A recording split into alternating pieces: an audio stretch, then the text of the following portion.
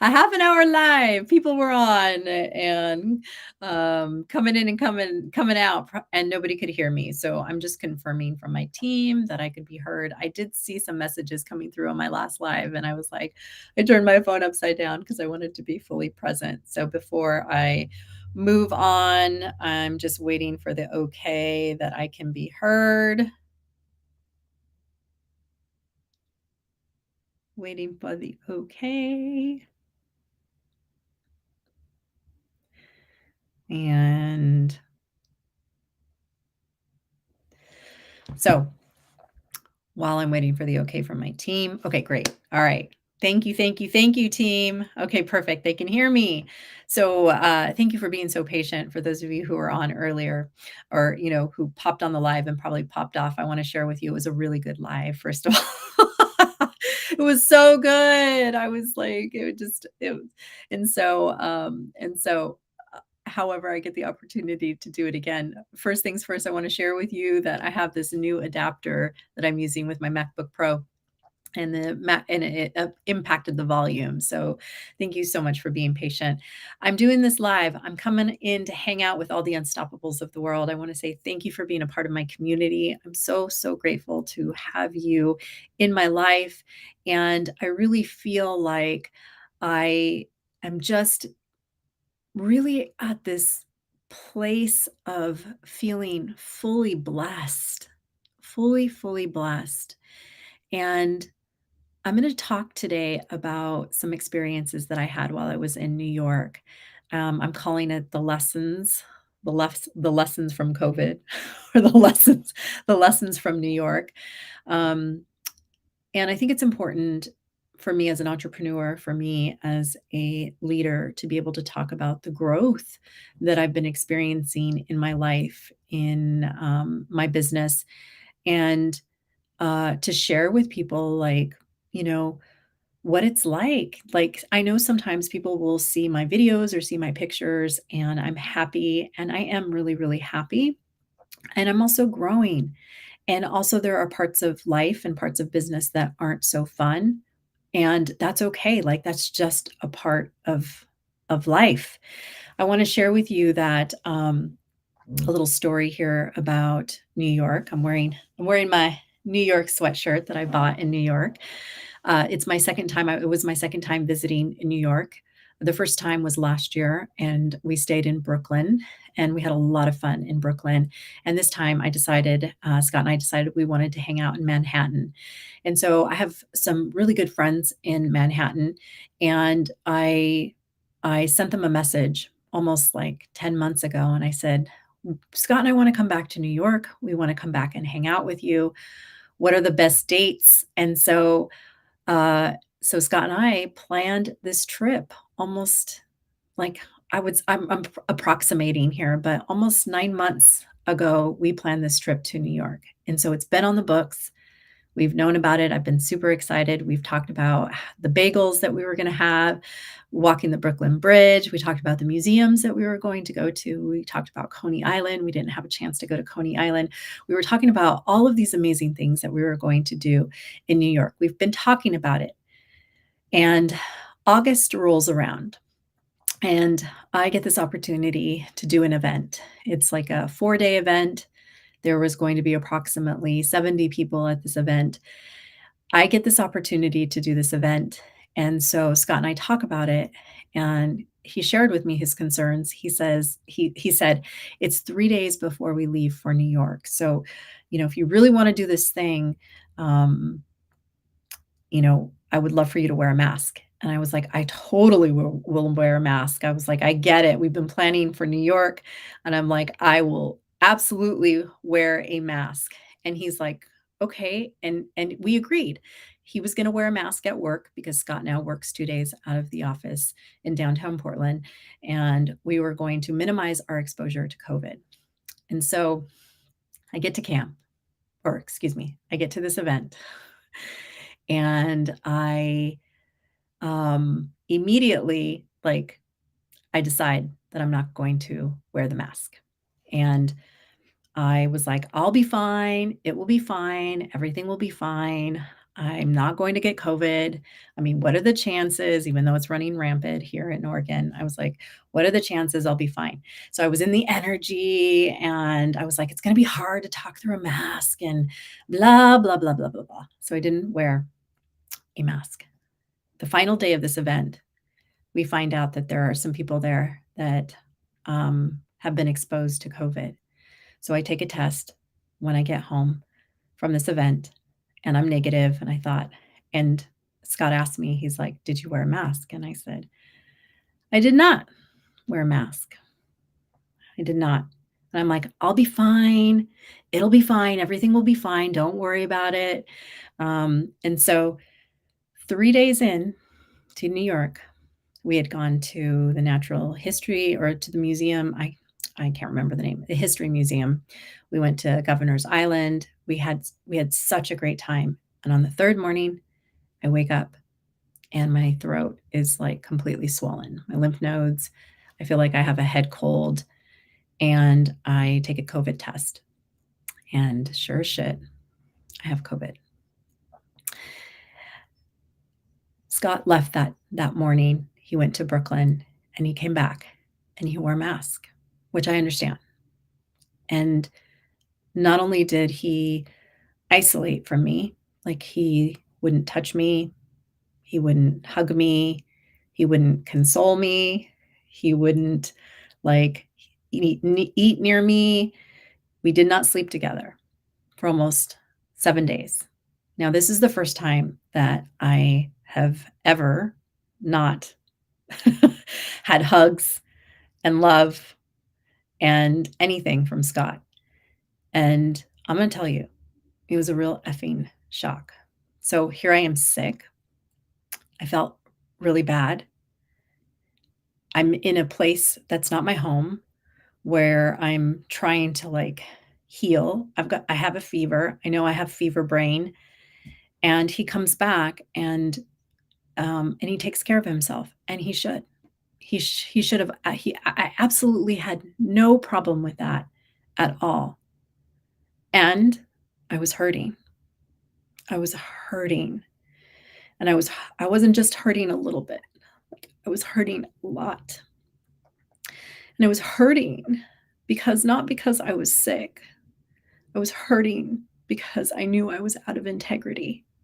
I had an agreement, and I didn't keep my word. And as a result, this is what happened. And so I had a real awakening. I spent time in New York while Scott was off doing his thing. I spent a lot of time journaling and looking at where am I out of integrity in other places of my life. And I did like, I would call it like an energy audit, basically. I was like looking at my energy, like, where am I saying yes when I should say no? Where am I saying no when I should say yes? Like the whole thing in my health, in my relationships, in my business. And really doing it from this place of true self compassion. Like, yes, I was mad at myself. I mean, not going to lie. Like, I'm not going to lie. Like, I was mad at myself. I was like, why didn't I keep my word? Why didn't I follow through with what I said I was going to do? And it was now, today, feeling healthy, I absolutely can see the gifts that came from getting sick. It was an opportunity for me to truly look at my life and look at, am I showing up as the woman that I want to be? Am I showing up as the partner that I want to be, as the entrepreneur, as the badass CEO that I want to be? Am I doing that?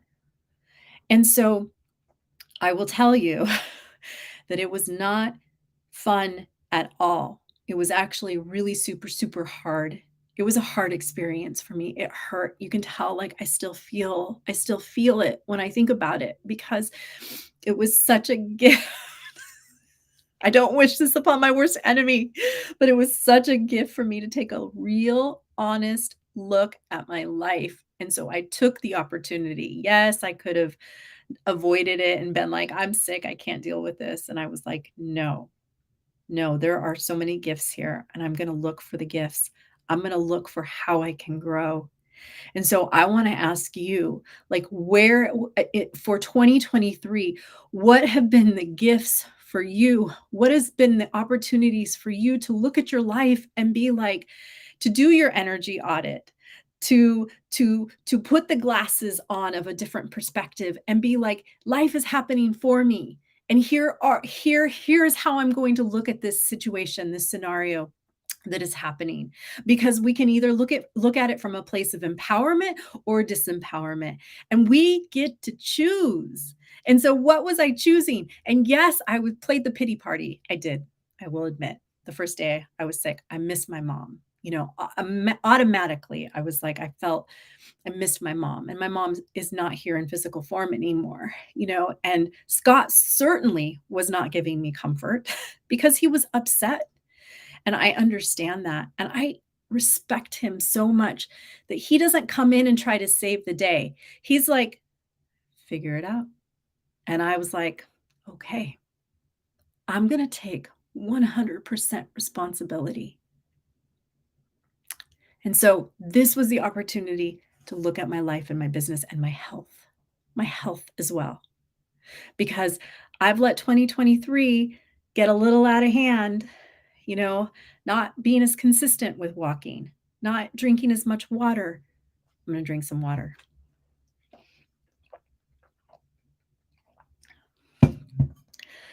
Eating foods that nourish me, eating at times, eating, eating lunch instead of working through and then being like, oh, I'll eat at 3 o'clock in the afternoon. So, again, this was such an opportunity for me, and I would love to know what the opportunity is for you. What gifts have you been given in 2023? The other thing that I did, I wish I could see comments on Restream, but I can't.